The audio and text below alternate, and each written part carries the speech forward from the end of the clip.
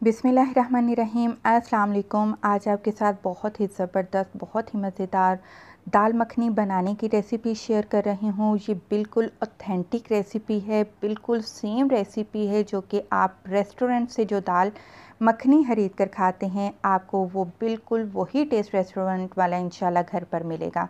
तो दाल मखनी बनाने के लिए जो सबसे पहली चीज़ है वो दाल है कि दाल आपने कौन सी लेनी है। तो दाल मखनी बनाने के लिए आपको चाहिए 1 कप यानी कि 1 पाव साबुत काली उड़द की दाल, यानी कि साबुत छिलकों वाली माश की दाल। तो दाल को मैंने प्रेशर कुकर में डाल दिया है। अच्छा, अक्सर आपने नोट किया होगा कि ये जो छिलकों वाली काली दाल है, जब भी आप बनाते हैं तो इसका जो दाल का कलर है वो काला आता है। तो इसके लिए आपको करना ये है कि आपने 2 से 3 दफ़ा पानी डालना है दाल में और इस तरीके से हाथों से अच्छे से दाल को मसलना है, ताकि ऊपर से जो भी मिट्टी है या दाल का जो कलर है वो हल्का-हल्का सा वो उतर जाए। तो तब भी आपका ये मसला हल नहीं होगा। 2-3 दफ़ा आपने पानी डाला, धो लिया। उसके बाद आपने क्या करना है कि थोड़ा-सा पानी आपने मज़ीद दाल में ऐड कर देना है और चूल्हा जला देना है। चूल्हा जलाने के बाद जब दाल को उबाल आएगा तो 2 मिनट तक आपने दाल को इसी तरह उबाल देना है। ये देखिए पानी अभी भी काला है, तो हमने इस पानी को भी ज़ाया कर देना है, पानी को निकाल देना है। अब इसके बाद दाल पकने के लिए तैयार है। तो आपने क्या करना है, जितनी आपने दाल ली है उसी कप से आपने 4 कप पानी डाल दिए हैं। यहाँ पर मेरे पास 1 कप ये वाली दाल थी, तो मैंने 4 कप पानी के शामिल कर दिए हैं। इसके बाद जो दाल मखनी में चीज़ डाली जाती है वो है राजमा। राजमा लाज़मी डाला जाता है। ये 50 ग्राम मेरे पास राजमा था, जिसको मैंने धोकर पूरी रात मैंने भिगो कर रख दिया था। आधी गठ्ठी आपने साबुत लहसुन की इसमें शामिल कर देनी है। साबुत लहसुन दाल में बहुत ही अच्छा टेस्ट देता है। इसके बाद आपने 1 चाय का चम्मच इसमें नमक का शामिल कर देना है और 1 चाय का चम्मच लाल मिर्च का पाउडर इसमें आपने डाल देना है। तो इन तमाम चीज़ों को हम अच्छे से मिक्स करेंगे और इसके बाद आपने चूल्हा जला लेना है। चूल्हा जला लेने के बाद हम प्रेशर कुकर के ढक्कन को अच्छे से टाइटली बंद कर देंगे और अब हम इस दाल को पकाएंगे। जब विसल स्टार्ट हो जाए तो उसके बाद आपने टाइम नोट कर लेना है। टाइम नोट करने के बाद आपने पूरे 40 मिनट तक आपने इस दाल को पकाना है। हाँ, यहाँ पर इस बात का ख्याल रखें कि तेज़ आंच पर आपने नहीं पकाना, आपने इसको हल्की आंच पर 40 मिनट तक के लिए दाल को पका लेना है। तो अल्हम्दुलिल्लाह 40 मिनट के बाद ये देखिए दाल में जिस कंसिस्टेंसी से मुझे दाल में पानी चाहिए था, बिल्कुल वही परफेक्ट पानी है और दाल भी अच्छे से गल चुकी है। इसको साइड पर करते हैं। तो दाल मखनी बनाने के लिए तड़का तैयार कर लेते हैं। तो जो रेस्टोरेंट पे आपको ऑथेंटिक रेसिपी मिलेगी ना दाल बनाने की, वो दाल घी में बनती है।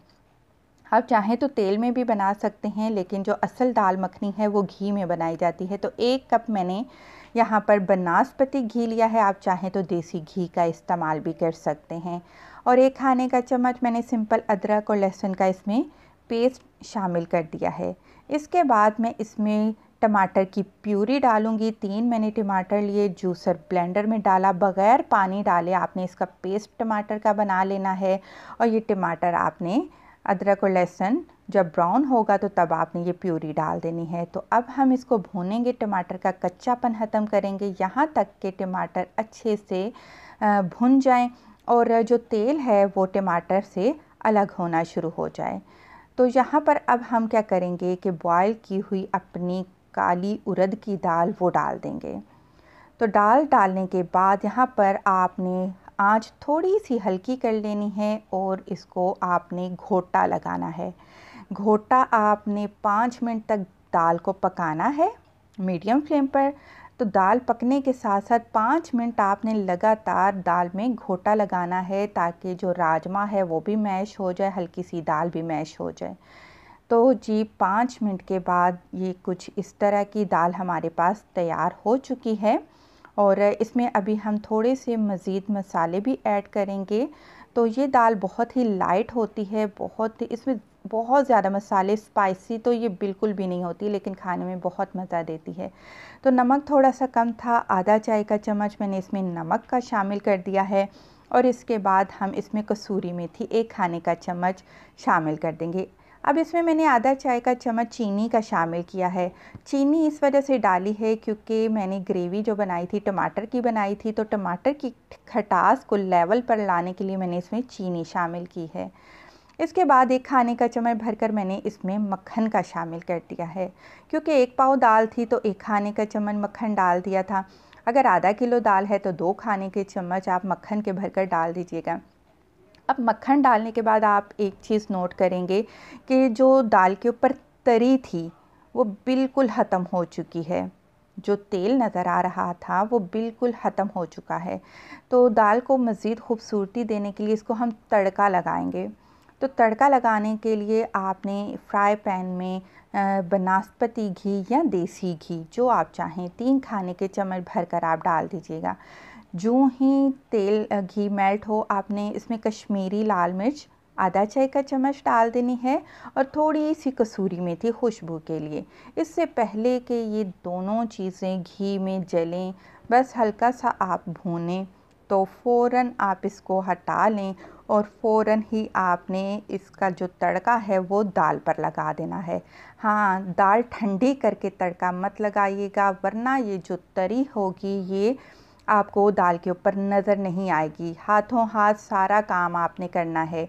इधर दाल पकी, उधर आपने तड़का तैयार किया और तड़का लगा दिया। ज़बरदस्त दाल मखनी तैयार है। वीडियो पसंद आई है लाइक करते जाएं। खुश रहें। अल्लाह हाफ़िज़।